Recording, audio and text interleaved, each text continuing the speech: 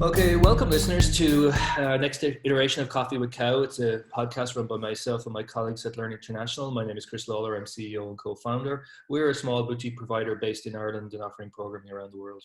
Today we're chatting with the Head of International Development at Marlborough Institute of Technology and a good friend of mine, Will Tregidga. So welcome, Will, and thanks very much for chatting with us. I know it's difficult with the time difference. Hey, Chris. Yeah, it's good. From Ireland to New Zealand, here I am at 7 p.m. at night on a work day. So I've just finished a day working from home, of course, because we're still in lockdown here in New Zealand.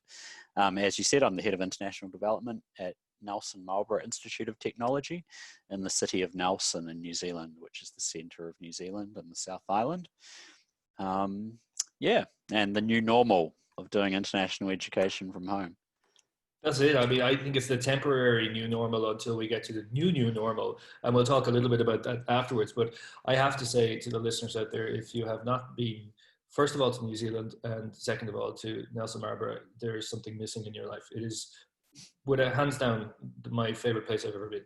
It's absolutely spectacular. So Will is living our dream anyway, and we're vicariously living through him. And, but it's what an amazing place to be.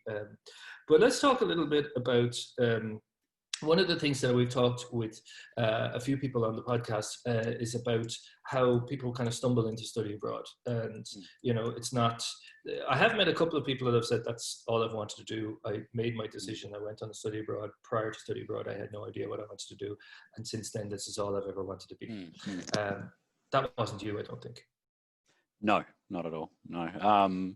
I wouldn't have really been aware of a possibility of a career and study broader international education until perhaps, when I was in my early 20s. It was something that I kind of came across during my university years and then ended up going into it from there. When I was a teenager growing up, it certainly wasn't something that I ever thought I'd be doing. So you, what was if you weren't in study abroad, I'm assuming you would be out Indiana Jonesing around the place, geology and, you know, those types of things. Yeah. What did you do in your undergrad? So I grew up in a very small town on the west coast of New Zealand, town of about 3,000 people, isolated. So, you know, there's two roads leaving the town, one through like a river gorge mountain pass, the other one down along the cliff faces to the south, to the nearest town to the south, about an hour away. So we're very isolated. You know, it wouldn't take much to cut the town off from the rest of the country and the world. So it was a growing up in a location like that, getting into the outdoors, climbing mountains, going surfing, all of that, mountain biking, hiking on multiple day trips up in the mountains. That was part of my upbringing. And I guess through that, that's where my hobbies and passions developed. And looking at what I could do when I left high school and went on to university, it was geology and environmental science seemed like a really good option.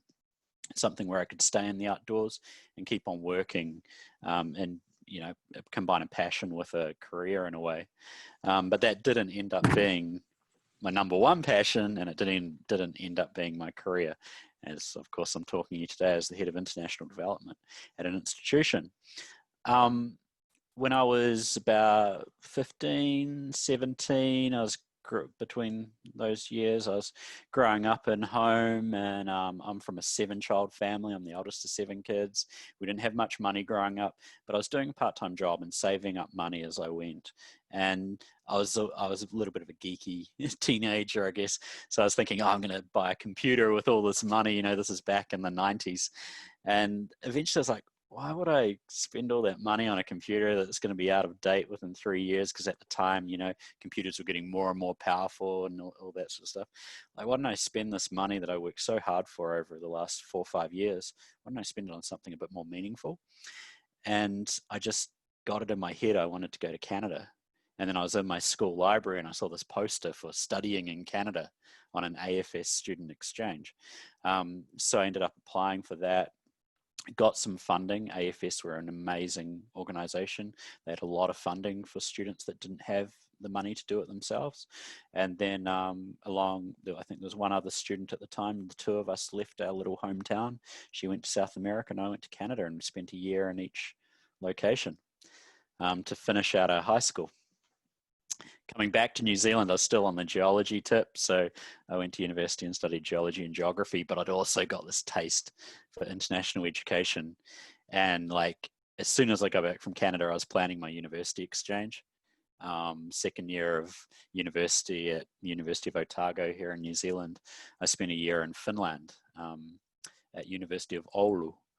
And that was my second 1-year student exchange. So by the age of 21, I'd already done 2 exchanges, and it was a huge part of my life. And then returning, I started working part-time with international students, and it opened my eyes to an entire industry that's out there, which is about international mobility, moving students around the world for those really meaningful experiences. And having experienced myself as an international student, I was like, I've really got it. Like, this is what I want to do. I want to open this opportunity up for other students. It's interesting you should say, I mean, there's a bunch of things to chat about there, but just at the end there, you're mentioning about it opened your eyes to this entire industry. I had that kind of realization as well. I won't go into that, but it's the same situation where you weren't aware of this entire industry. It was there functioning, and it was completely outside of your sphere of consciousness, so to speak. And I wonder whether that is the thing that we as stakeholders in the industry are trying to kind of fight against, in that this, you know, this internationalization of home, anybody who is attending secondary or tertiary education, the ideal should be that by virtue of the fact that you're attending it, regardless of whether you're actually going to be mobile or not, you are aware that it's a possibility. I found in my undergrad that I cruised through it without doing I was blissfully unaware. The only reason I knew about it was my sister went to Rome and trade for a year 25 years ago, I think. And so I was aware kind of something like that, but I didn't really pay much attention to it because I was a terrible student. And that was that for my first thing. So I find that interesting that there's this moment of clarity and say, oh my gosh, there's all of these people that are involved in this industry that I never knew about yesterday. Yeah, I mean, it wasn't an immediate click. This is what I want to do, but it kind of grows, you know, over time. After finishing my degree, I went and taught English in Japan for 2 years, and that's really, I guess, my first job in international education, being an actual teacher of English. And then coming back, working with American study abroad students who were coming to New Zealand, more as a support person and doing the orientation and things like that. And then they gave me the opportunity while I was doing my master's to go with them to America, have some experience doing the recruitment side. And that's when it clicked. It was like, oh, wow, I don't actually want to work in science anymore. I want to be out there communicating how wonderful the opportunity of studying in another country is. So that's where my first job came in international student recruitment to New Zealand. And then it's kind of grown from there to be a bit more of a holistic internationalization role with student exchange as well. Interesting. That was with Massey University? Yeah. So first job was with Massey University, and I was actually here in Nelson, ironically, working on some field work. I had divers in the water collecting sediment samples in the ocean off Nelson. And I'd finished my 3 weeks of research here, and I'd applied for this job kind of 3 months ago, just on a whim, not really expecting to take it. And then they called me and offered me the job on my final day here. And I was like, wow, this is it. This is choose science or international education. This is a defining career moment. And you had an interview at this stage, or they just offered it to you? About a month or two earlier. It had gone out of my consciousness at that point. Wow. Yeah, these are I suppose they're sliding door moments, aren't they, really? And I think there's a lot of How's your Finnish? Not very good. I went back last year for the first time since 2002. So we're talking 17 years between when I lived there and when I went back to visit for the next time, which is great. I still met up with friends. Facebook, amazing. You keep in contact with people nowadays that you would have totally lost contact with in the past. So yeah, that was really cool to head back there and meet all those people that I used to hang out with as geology students. I was in with the Finnish geology students, which were just as kind of like hard living, hard partying as the New Zealand geology students. It was a match made in heaven then, I guess. Yeah. The borders don't break. Geologists are the same anywhere in the world, I think. Yeah. Mm-hmm. Yeah, that makes sense. I suppose it's probably similar in terms of most industries. Everybody has a common goal, professional Yeah. goal, and Yeah, I the think medium through we which you're became doing we it. became friends, Chris, wasn't it? Over an international education conference. It was the first time we met and hit it off straight Yeah. away with our shared experiences with being international students ourselves, and now working in the industry and really having that passion for it, the really deep passion Mm-hmm. for it. So yeah, Yeah, this is so true. Yeah, I think that's one of the things I love about the industry is that everybody, like you're not necessarily in it. Well, most people are not necessarily in this to make massive amounts of money. There is money out there, but certainly that's not us. But there's a passion there, and it's kind of, uh, there's that piece where you work in what you really love, and you're not working at all, and I find that that's definitely the situation for ourselves. We all love it, and most of the industry is that way inclined, which is great. Tell us this though, COVID-19. How has it affected your office? How has it affected you guys personally? What's happening over there? yeah. Well, if anyone's been following New Zealand's response and the government here, the response to Mm-hmm. COVID-19, very early on, travel bans were put in place. So I travel a lot for my job. I would generally be overseas for 3 to 4 months of the year. And it ended up being that around about middle of February, the leader of our institute put a travel ban on all staff. So I should be overseas right now. I should be out there in Asia recruiting students to come to New Zealand. And of course, that didn't really, so that hasn't happened. And very quickly, we put a full lockdown in New Zealand as well. And the lockdown's been quite a bit more restrictive than other countries. So at the moment, we can leave our house to walk for exercise. We can't drive anywhere to get exercise. We can go to the supermarket and we can go to the pharmacy or doctors. And that's pretty much it. So you're really restricted by what you can do. So yeah, we'll go days without leaving the house here. And it's worked. Like New Zealand's really controlled the spread of COVID. We're down to today, we had 3 new cases in the whole country. So yeah, it really has worked. But I figure that also with that, the border might be closed for quite some time. So that does impact on what my team do, which is the whole idea of sending our students overseas and bringing students into NMIT where we work. So yeah, big change. I'm now managing my team from home with the computer I'm talking to you on, doing a lot of Zoom, a lot of Skype. I've got a team of 4, and 3 of the other team members should also be traveling right now. So it's been a real adjustment for us, and it's been interesting to see how different people deal with it, and moving to go to online advising of students, because we're still recruiting students to come to New Zealand next year or even later this year, hoping that the border will be open by then.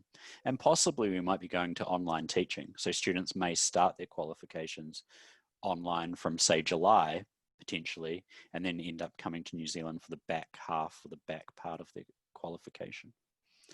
That's really interesting. Can I just skip back to New Zealand's response to COVID? I mean, that's just amazing to see the 3 new cases. It's just fantastic. We are in a similar lockdown in Ireland as we speak at the moment. For your information, listeners, it's the 23rd of April. So anyway, that said, we have the same lockdown. We are allowed to go for exercise no further than 2 kilometers away from our house. we can go, as you said, to the pharmacy, to the supermarket, and that's it. So we're exactly the same, but we're in a much worse situation than you guys. You know, there's hundreds of, I think there was 600 new cases again today. Mm. It has leveled at that, in that for the last 2 weeks I've been watching it, and it's gone anywhere from 4 to 5 to 600 are up and down. So it hasn't gone up to the thousands, but I haven't seen it really markedly improve yet. So we're hoping so. At the moment, it's until Yeah. 5th of May. And we were there. We're now into 4.5 weeks into these restrictions, so it's been very strict for the last 4.5 weeks, and it was peaking 2 weeks ago at 80, 90 cases a day, which still isn't very high, but it didn't seem like we were making any headway. But of course, that's that lag time, right? So now we're 4.5 weeks in. Now the lockdown's really showing its worth in terms of getting down to 3 a day, and they can really trace those 3 to known clusters in New Zealand. And do you guys have problems in old folks' homes, retirement homes, those types of things? Yeah, that did. There is one in particular in Christchurch that's been quite affected, sadly, with some deaths. Maybe half of the deaths have been recorded there thus far. That said, it's only, I think it's around 12 to 14 deaths at the moment in New Zealand. Okay. But half of them have been from one cluster at a rest home in Christchurch. It seems, I'm not sure if you're aware, but you know, the coverage, the global coverage that Jacinta Ardern is getting is it's not blown out of all proportion, but she's definitely on people's radars, as she should be. I think she's absolutely fantastic. I think it's a great leadership that she's showing, and I think a lot of people can learn from her. I think we've done pretty well in Ireland, but she's once again has shown. I mean, you think about the Christchurch shootings and how she dealt with that afterwards. I mean, she's, you know, books will be written and probably are at the moment, you know. No doubt. Yeah, she's a real star. A person New Zealanders are, by and large, very proud of. She's with as you said, the Christchurch shootings. She really led from the front there, and really brought around what was a really sad and devastating situation to bring around some national unity and enhanced cultural understanding and respect, which was fantastic. And then after that, she also had to deal with Whakaari, White Island, the eruption there, and the tourists that were caught out in that eruption, totally unexpected, and the deaths that happened on that volcano, and now COVID-19. So she had some practice leading up to this, but all the practice in the world to make the decisions that she made and be brave enough to make those, really hats off to her. That was, she really has. The country's been quite happy to follow her lead, and willing to go into lockdown for that amount of time due to her leadership. Not every leader could get the country in behind them like that, like she has. Not every leader is asking them. Some of them are stoking the flames, but let's not go there. That's not what we're here to talk about. But I just before we leave, I remember looking at her page on Facebook, and I don't know if she's still doing, but at some point I think it was a weekly chat where she would do a Facebook Live, and she would answer people that were asking her questions directly there. Now I'm sure they're filtered through people and things, but specifically being able to send a question to the leader of the country, who will then, in a very informal way, explain it back to you. It was amazing stuff. It was blowing my mind. Yeah. Anyway, how has COVID-19 affected you personally? I'm kind of lucky that I've got a nice bubble here. We call it, I don't know, do you call it the bubble in Ireland? Yeah, sure. Yeah. Like your bubble of people that you're isolated with. So we can't associate with anyone outside of our bubble. So it's just my wife and me here in our bubble. A nice place. And some cats, I think. A couple of cats. So we've been getting along fine, you know. So personally, I don't mind it. Actually, and that's the thing, working from home, right? I'm finding I'm much more productive. Whereas previously, if you just did it as a one-off or every second day, like, you know, a couple of times a year or something, I found it really hard to work from home in that sort of routine, because you're like, oh, now I'm working from home, do a little bit of work, go and do something else. There are too many things to distract you. Yeah, that's right. But when you're doing it day in, day out, you actually get into a bit of a routine, and you can really concentrate with no distractions. So you just start working. It's amazing how much I've been able to get through in the day. So I'd kind of be keen to continue this on, even when lockdown does end. Maybe go in for a couple of days. Face-to-face meetings, you still can't beat that. But it really has shown that how much you can actually do from home.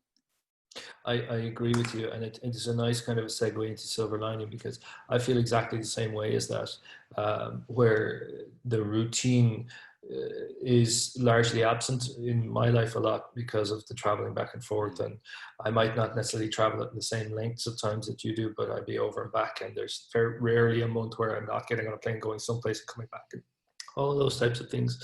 And so this last 6 weeks of being able to just sit and have our daily meetings, and then outside of that, it's just time to focus on your rocks and those types of things, you know. And it's I find exactly the same thing. So I think that's a silver lining, and I think with COVID-19 and this podcast in particularly, that's what we're looking for. Is you know, we know that there are horrors going on, but we're not focused on those. We're not ignoring them. We're acknowledging them, but we're talking about what are the good things or potential good things that come out of that. So any other silver linings? Yeah, I did have the foresight to go and buy an electric guitar before lockdown behind me here. You can see it. Yes, yeah. There it is. So I've never learned how to play guitar. So I've been learning how to play guitar over the last 4 weeks. Not very well, and I'm not going to play for you now because that's exactly where I was going. You could see it in my face. Next time. Okay, podcast number 2. Will plays electric guitar. I'm not that dedicated to my practice, but I have been doing a wee bit. So well, I have to show you this. I'm wandering around here. This is my electric guitar that I am working with. What's that? I can't see it. No. Tin whistle. Oh, Irish tin whistle. Whistle. Yeah, it's Irish tin whistle. I've been talking about for years. I've been saying, well, I have to learn a musical instrument. I had a few failed attempts at piano when I was a kid, and I was like, this is something I can bring with me. We could do a Zoom gig. I'll get on the guitar, you get on the tin whistle, and we'll do some like Jimi Hendrix version of an Irish folk song. I cannot see how that wouldn't attract at least 5 figures of people. I really can't. And I love it. It'd be fantastic. No one has done this before, Chris. No one has done electric guitar with tin whistle. Especially coming, you know, Antipodean New Zealand electric guitar. Yeah, there you go. I don't see how it can fail. No, I really don't see how it can fail. So that is a really innovative way of looking at it, and it's a nice segue into the next thing I want to talk about. We all are getting through how best we can get through, but this is, you know, a classic business disruptor in our industry, and that then spurs innovation. What's happening at NMIT? What's happening with you in terms of how you're going to use this to be better when you come out the other side? Yeah, I mean, it's so profound to what we do. Because, I mean, you can study online, you can go online and do your online learning, but it's never going to be actually being there in the other country, face to face, immersing yourself in it, just sucking up the culture. And that's the real shame right now. Like if I was the 17-year-old Will right now, and I was planning to go to Canada, and then all of a sudden it's been cancelled on me, I think I'd be I would be absolutely devastated. I've been planning this, I've been saving for it. So yeah, I really feel for the students who have been planning to go abroad over the next 6 to 8 months that can't do so. I really hope that they do defer and they put it off till later, because you've still got to go. Don't miss this opportunity to go and spend some time overseas studying. So I just really hope that the borders will open up soon. And yeah, it'll be a disruptor. Um, what we're doing to try and maintain our image out there with prospective international students is where we're now applying to the government for online learning. So we want students who are planning to come and study with us in July to start their master's or postgrad or bachelor's degree online with NMIT, and then hopefully they can come towards the end of this year or next year. Silver lining again, we're going to develop our online learning capacity at NMIT. People are now learning that, oh, wow, you can actually learn quite a lot online. You could do your theory overseas before coming to New Zealand for the actual practical, the group work, the getting out to industries and internship stuff. So you can do some of that theory online already. So yeah, I see there'll be some changes, and we'll have really enhanced online learning and people knowing how to do it. And yeah, exciting future as well. Yeah, I like that. I mean, that seems very obvious, but it's the first time I've chatted to somebody in the podcast about this. Where you're looking at a theory practical split, where it's remote and then physical mobility, and allowing that. There are oftentimes in summer programs and shorter term programs, there's engagement online beforehand and afterwards, that type of thing. But for a longer term semester, or even a year long or full degree, that's an interesting notion, and I wonder whether it's something that will be successful, and I wonder whether it's something that will be then integrated into ongoing delivery. Yeah. One thing I'm really impressed by, especially in European universities, are the double degrees, the triple degrees, things like that, where you can do part of your study at one university, then do a year at another one, do a year at a third one, maybe get 3 degrees, just by moving between different universities and part of an agreement.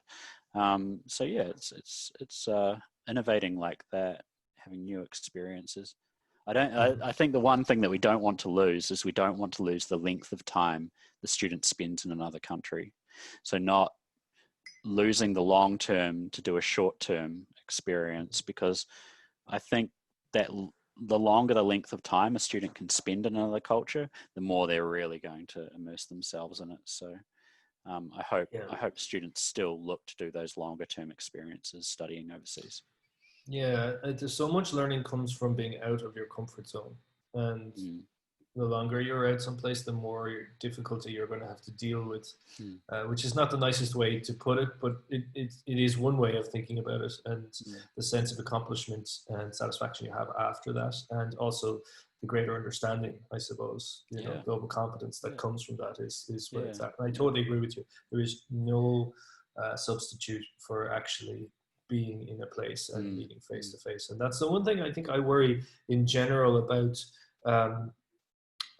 the expansion of technical competence and use of IT for imparting and assuming knowledge, and even outside of education, but into social interaction. And I don't need to get up and go and meet my friend. I mean, we both grew up in a similar era where there was no mobile phones and things like that, and you just arranged to meet somebody around a time in a place, and that was it, and and there you go.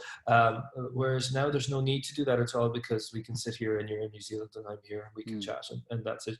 And so that will tick a box that people are looking for in terms of an interaction, but it's a diluted interaction.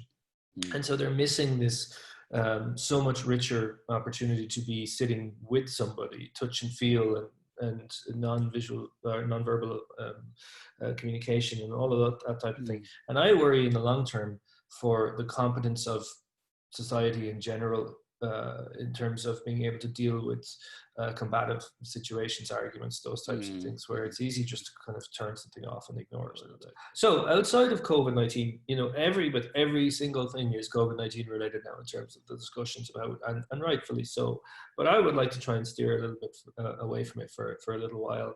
I'd like to look at, what are your thoughts on the other issues that the study abroad industry is having? That's just for 1 second, imagine COVID-19 was not a reality. It doesn't necessarily have to be a negative thing. I think before COVID-19 and everything blew up, at NMIT, We were in a good space. We'd introduced a master's degree. It was a 1.5 year master's degree. It was open entry for students who had graduated from any bachelor degree. It's kind of like a little bit of my baby as well, because being a geology student, I wanted us to have a management degree that didn't require someone like me to have a bachelor degree in business.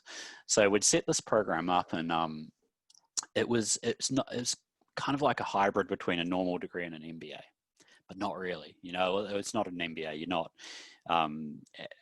having the sort of seminars that you'd have in an MBA necessarily, but there were practical aspects to it. So you could do your research project based on the industry that you're interested in. You can major in certain subject areas like aquaculture management, that's fish farming management, or logistics and supply chain management, two of the very big industries of the local region. And getting practical, getting out there, getting to meet companies as part of your degree, something like that, a really applied style of learning. That was what we were seeing was becoming more and more popular. Really proud of our students, all international students. A few of the students from other countries, they came to New Zealand, they started the masters, and they actually set up their own collegiate business consultancy as part of the master's degree in the second year of it running. Really cool. Contracting out to Port Nelson, the local shipping port in Nelson. So they're really doing well, and that came out of international students at NMIT, and that's that link between industry and education coming together. Something that an Institute of Technology, it's a certain type of institution in New Zealand, would do. That's really where we should be heading with our education, is that link between industry and education. Tell us a little bit more about the difference between an IT and a university. Yeah, so in New Zealand we say ITP, which is Institutes Okay. of Technology and Polytechnics, but maybe a little bit of a misnomer because that means different things in different countries. And certainly the word technology in our name, we don't just do technology. I mean, we teach social work, we teach nursing, we teach counselling, as well as a whole range of technology subjects. Institutes of Technology and Polytechnics differ from universities in that they're often more regionally based, and they serve a community for more vocational style education, but they also do up to master's and PhD level, but with a real focus on applied learning. So you could almost say an ITP is more like a University of Applied Sciences, whereas the university has more of that academic research focus. They tend to be research led. The research is their bread and butter. Whereas at an Institute of Technology and Polytechnic in New Zealand, we tend to be more focused on teaching from practitioners. So someone from industry comes in and teaches the students. So they're basically coming out of the institute work ready. Yeah, that's really, again, not the reason for this podcast, but I just thought it might be interesting because, I mean, New Zealand is such an amazing place for study abroad. And this is the whole purpose of this is not to be an advertisement for anybody that's on there or for us. But I'm so enthusiastic about study abroad in New Zealand. What would, if there are listeners that are listening here and they're in Europe or the States or wherever that they are, and they're interested in looking for partners in New Zealand, what are the concerns what are the things that New Zealand universities look for when they are looking at potential partners overseas for bilaterals and those types of things? Yeah, fortunately we're a little small country, but we've got quite a, well, fortunately we've got quite a good image out there in the world. So quite often we've got all the as many bilateral partners as we can take for the demand from our students. But we're always on the lookout for new bilateral partners where we can, possibly. Often we look at that curriculum, especially for an Institute of Technology and Polytechnic. The degrees tend to be quite prescribed, very specific. You'll do 3 years. You do your degree in viticulture and winemaking, for example. We've got a great wine region in Marlborough. That's where people might recognize the name Marlborough from our region. 80% of New Zealand's wine comes from there. We do a Bachelor of Viticulture and Winemaking, but pretty much 90% of that degree over 3 years is just viticulture and winemaking. It's a very focused degree. So when we look for partners, we often try and find partners who offer very similar degrees to us in other countries. Yeah, the viticulture and winemaking degrees are really cool. Like in the second year, the students go out and they get placed with a winery in the Marlborough region, a commercial winery, and they produce wine in their third semester of the degree. So do a full vintage harvest. They get paid for it too, because they have to be paid by law. So yeah, it's like a paid internship for credit during the third semester. Doesn't get any better than that. Yeah, and 100% employment out of the end of the degree as well. So it's one Yeah. of those degrees that's really built for the local region.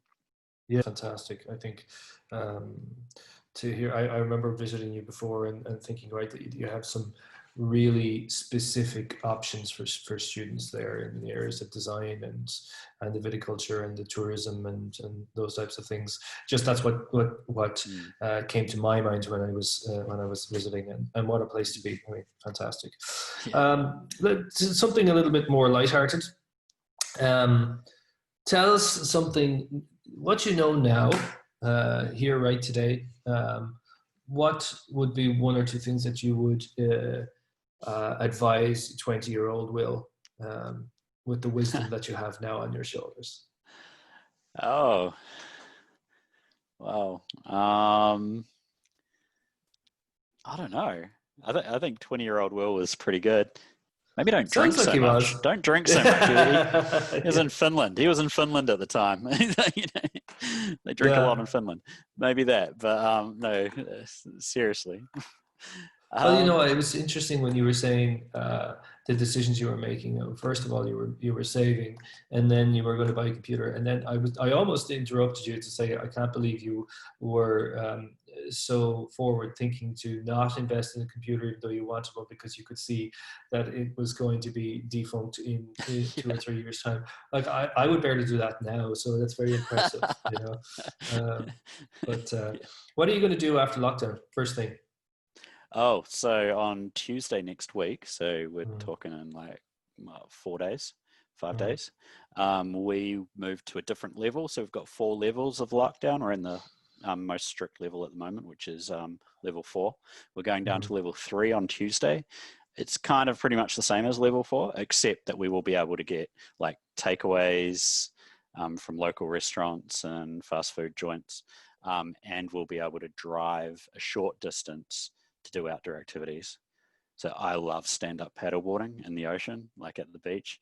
So, I mean, I'm looking at my desktop right now on my other computer screen, and it's an aerial shot that I took of Nelson back when we were allowed to fly in airplanes.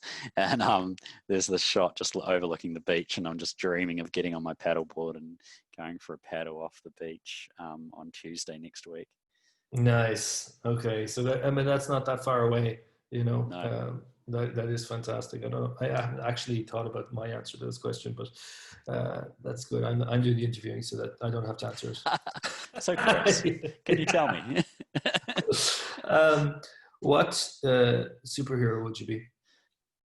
Oh, oh man.